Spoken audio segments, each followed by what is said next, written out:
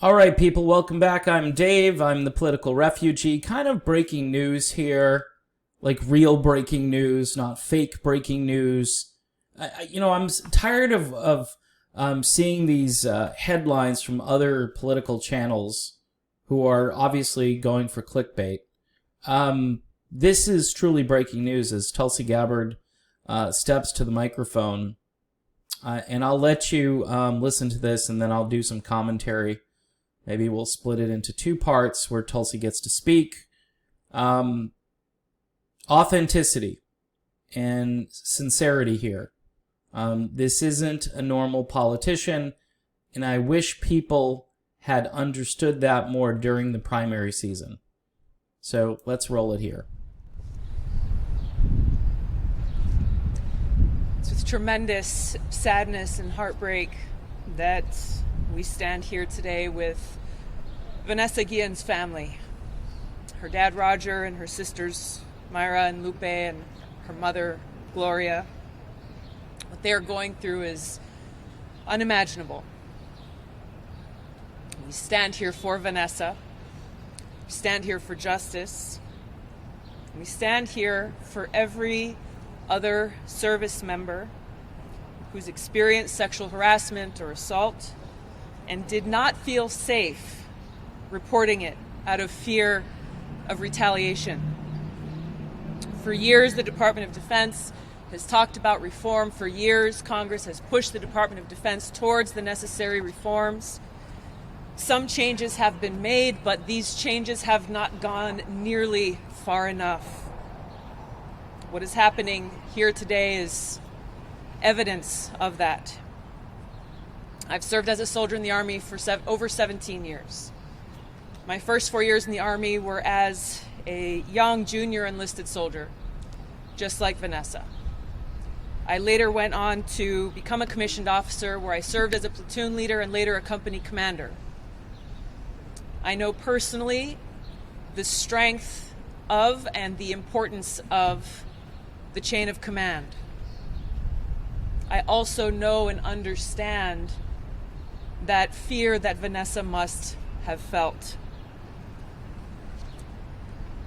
I know and understand how critical it is for our young troops, our young soldiers, to have trust in and faith in their chain of command, which is why these acts of abuse and harassment coming from within that chain of command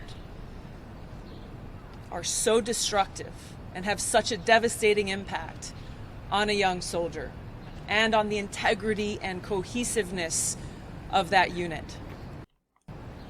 This is why, throughout my time in Congress, I have long advocated for real reforms through legislation like the Military Justice Improvement Act and other bills that would provide an independent, transparent path towards justice for victims of sexual harassment and assault by providing them a way to report these incidents outside of the chain of command. All right.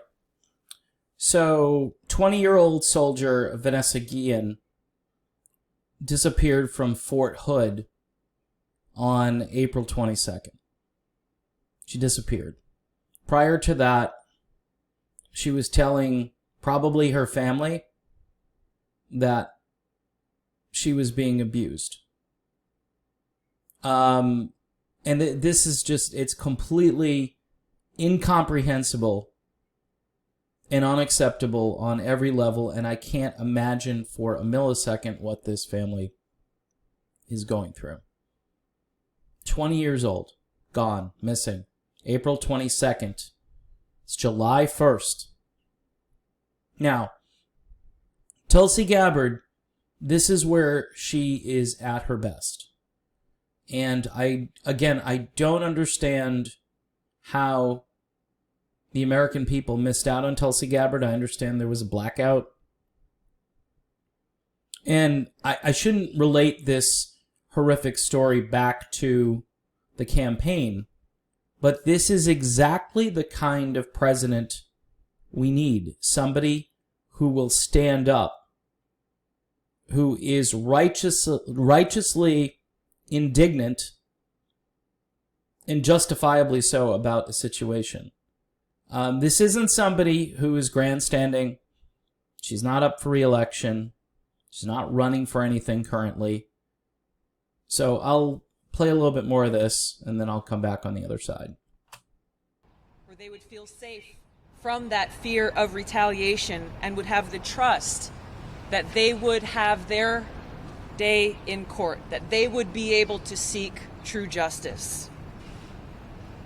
This is what Vanessa and her family deserve. This is what all of our service members deserve. This justice and closure.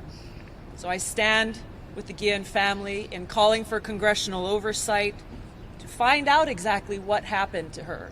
The fact that over 60 days has gone by and still there's been no disclosure of the internal investigation of her sexual harassment charges is absolutely unacceptable.